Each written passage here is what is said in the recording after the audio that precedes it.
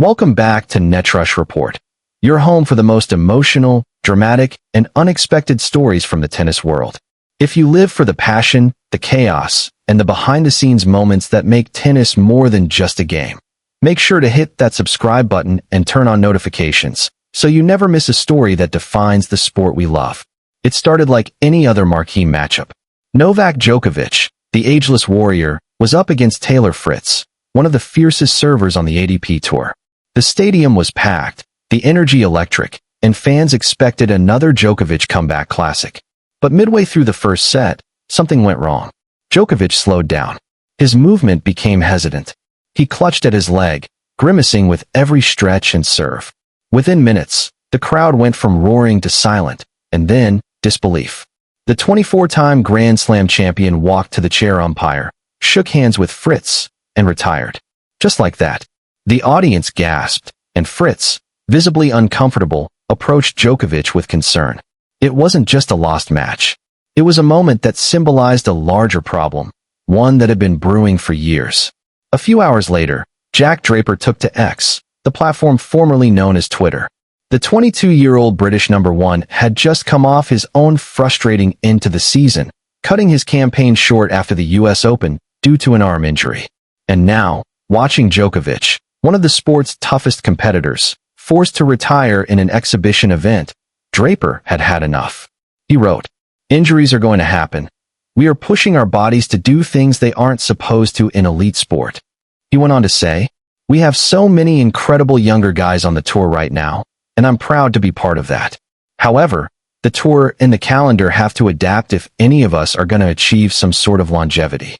That single post, just a few lines long, sent shockwaves through the tennis world. Because Draper wasn't just venting. He was calling out the ATP itself. Within an hour, Taylor Fritz responded, and his words were just as powerful. Facts. Also seeing more injuries and burnout now than ever before because balls, courts, and conditions have slowed down a lot, making the weekly grind even more physically demanding and tough on the body. It wasn't just a reaction, it was confirmation. Two of the sport's most outspoken young stars, from different continents, were echoing the same warning. And Fritz didn't stop there. Speaking later, he said, "I've been saying the same thing my entire time on tour. I think it's fair to say I grinded to make a career for myself. My opinion stays the same from when I was 20. He then addressed the elephant in the room, the criticism that players should simply skip exhibitions if they're so tired. I understand the argument of playing exhibitions. But in most cases, barring the Laver Cup and the Six Kings Slam, it's a half-a-day event where it's enjoyable just to play in a way that's not physical and for entertainment with minimal physical stress and zero mental stress." Fritz's point was simple. It's not the exhibitions that are destroying players. It's the unrelenting, unforgiving ATP schedule. After his retirement, Novak Djokovic himself addressed the crowd. His words were filled with apology, but also quiet frustration. "Not great," he said. "I want to apologize to everybody. Sorry guys. Sorry you couldn't see the second set. Well, now it's rest and really addressing some of the issues I have with my body." He then hinted that he might skip parts of the rest of the season, adding, "Let's see if I play Turin or not. I'm not sure yet." For a player known for his almost superhuman endurance, the message was clear. Even Djokovic has limits. And if the greatest athlete in the sport's modern era is breaking down, what does that say about the system itself? The timing couldn't have been more alarming. Just hours before Djokovic's retirement, Holger Rune, another rising star of the next generation, suffered a devastating injury in the Nordic Open semifinals. His mother, Annick Rune, confirmed the worst. Medics are completely sure that it is a torn Achilles tendon. That's one of the most feared injuries in tennis, often career-threatening and always requiring long, painful rehabilitation. Rune had been dealing with heavy scheduling all year, bouncing from tournaments to exhibitions, all while fighting to maintain his ranking. Now, at just 22 years old, his season, and perhaps much more, is in jeopardy. And this is where Jack Draper's warning hits even harder. Because it's not just Djokovic. It's not just Rune. It's dozens of players, young, old, elite, or rising, all facing the same relentless treadmill. The ATP season is one of the longest in professional sports. It stretches nearly 11 months, from early January to late November. Players get a few short weeks to rest before the new year begins again. And the physical demands? Brutal. Hard courts, clay, grass, indoor events, each with different surfaces, ball speeds, and conditions. Taylor Fritz put it bluntly. Balls, courts, and conditions have slowed down a lot, making the weekly grind even more physically demanding and tough on the body. That means longer rallies, more sliding, more pounding on joints and ligaments.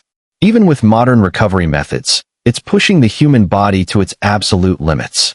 And the result? A growing list of injuries that reads like a roll call of top players.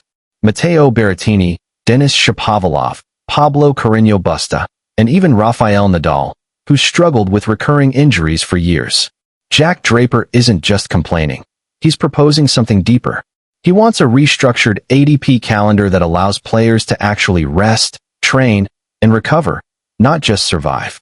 In his words, the tour and the calendar have to adapt if any of us are going to achieve some sort of longevity. It's not about cutting tennis short, it's about sustainability.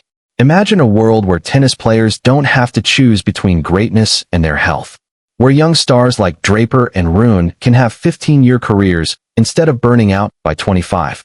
That's the future Draper wants, and he's not alone. But here's where the debate gets complicated. The ADP calendar isn't just about players, it's about money, TV contracts, sponsors, and fans. Every week, tournaments across the world depend on big names showing up. Without stars like Djokovic, Alcaraz, Sinner, or Fritz, attendance drops. Without attendance, sponsors pull out.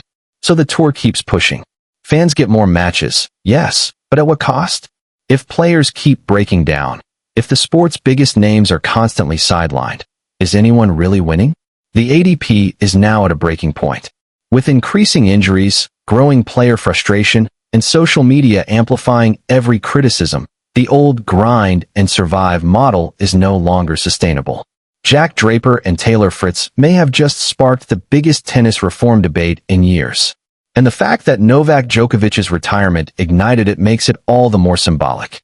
Because if Djokovic, the ultimate Iron Man of tennis, is calling it quits mid-match, something has gone very wrong. In the coming weeks, all eyes will be on how the ADP responds. Will they adjust the calendar? Will there be player-led meetings? Or will the warnings go ignored, like so many before them? For now, Djokovic is resting and rehabbing. Rune is recovering from surgery. Draper continues to rebuild his body for 2026. And Taylor Fritz? He's still speaking up, still fighting, still playing, but more convinced than ever that tennis needs a reckoning. So here's the question. Are Jack Draper and Taylor Fritz right? Has men's tennis finally reached its physical breaking point? Or is this just part of the grind that defines champions like Novak Djokovic? We'd love to hear your thoughts. Drop them in the comments below. If you believe tennis needs change, and that players deserve a tour that protects their health, make sure to like this video, subscribe to NetRush Report, and hit the bell so you never miss the emotional, controversial, and inspiring stories shaping today's tennis world. Because here, every rally, every moment, and every voice matters.